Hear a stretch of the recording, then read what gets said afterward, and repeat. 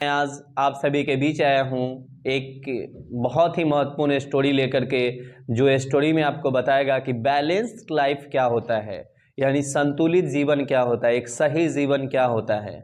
तो चलिए गाइज, आज हम आगे बढ़ते हैं और इसके ऊपर बात करते हैं। और ये स्टोरी विद्यार्थी ही नहीं, प्रत्येक आदमी के जीवन में बहुत ही महत्व रखता है। तो चलिए गाइज, मैं बात करता हूँ आगे। तो चलिए अब कहानी की शुरुआत करते हैं। एक शहर में हफीज नाम का आदमी रहता था। उसके पास एक दिन एक आदमी आता है और बोलता है कि तुम अगर मुट्ठी भर हीरा ले आओगे इतना, तो तुम पूरा गांव खरीद सकते हो। अगर इतना हीरा ले आओगे तो पूरा जिला खरीद सकते हो। अगर इतना हीरा ले आओगे तो तुम पूरा देश खरीद सकते हो।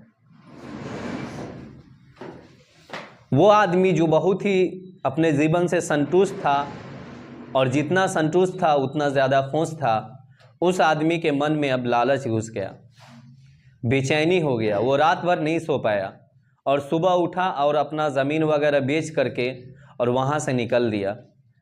घर से निकलने के बाद वो आदमी अफ्रीका गया, लंदन गया, बहुत सारे कंट्रीज़ गए हीरे की तलाश में। और उसके बाद वो आदमी को कहीं हीरा नहीं मिला। लास्ट में वो बार्सिलोना के नदी में छलांग लगा करके ऊपर से और आत्महत्या कर लिए। कुछ दिन के बाद जिस आदमी के हाथ से या जिससे उन्होंने ज़मीन बेचा था, उस आदमी के घर पे कुछ प्रोग्राम था, तो वो अपने घर में टेबल पे सजा करके रखे हुआ था, जिसे वो पत्थर समझ रहा था, हफीज़ के खेत से लाया हुआ था।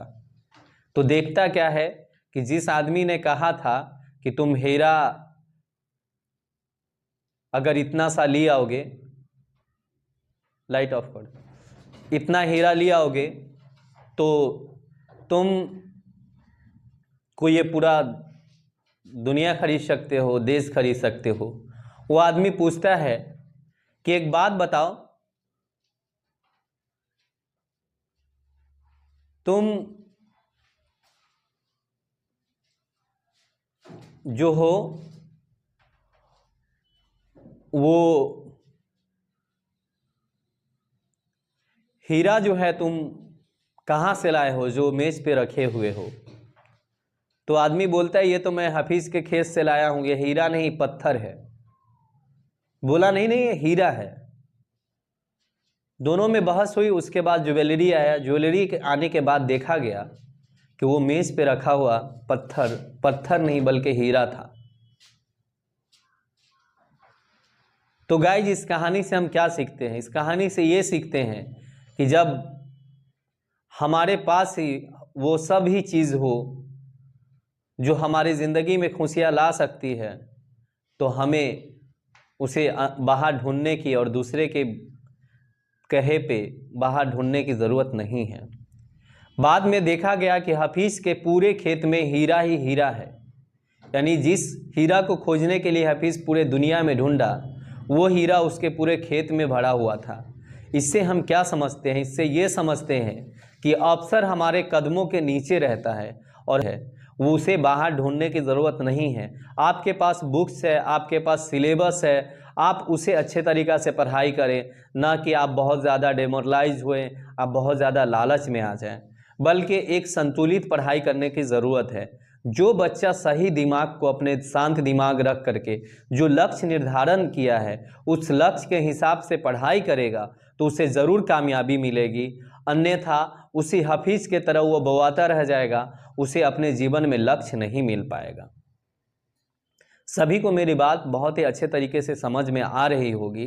तो मेरे कहने का अर्थ ये है कि आपने अभी तक जो पढ़ाई किया है उसे अपना आधार बना करके आगे की पढ़ाई चालू रखें, बल्कि किसी के बात में नहीं आए, किसी के बहकावे में नहीं आए। बहुत ज़्यादा डेमोरलाइज होने से आपका जो अच्छा किया हुआ पढ़ाई है वो भी पढ़ाई ख़राब हो जाएगा। जीवन में हमें इसी तरह लालच नहीं करना चाहिए। हमारे पास जो चीज़ है उसे हम संतुष्टि के साथ भगवान का, ईश्वर का, अल्लाह का, गॉड का थैंक्स, धन्यवाद शुक्रिया करते हुए अपने जीवन में आगे बढ़ने के लिए प्रयास करना चाहिए, ना कि हमें लालच में आकर के और अपने जो वर्तमान जीवन है उसे भी तबाह और बर्बाद कर लेना चाहिए।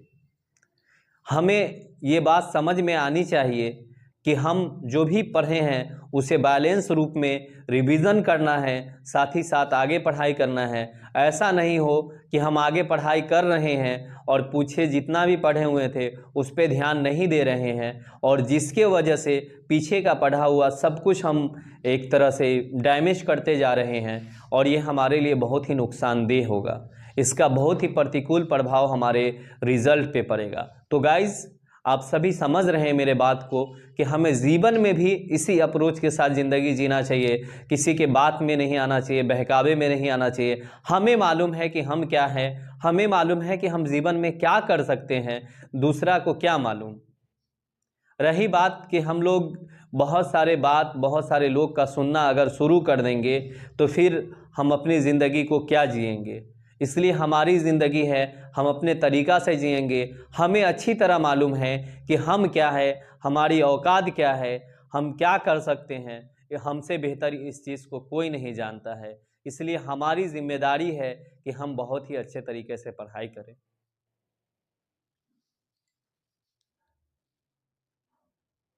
इसीलिए मैं कहना चाहता हूँ एक शेर के माध्यम से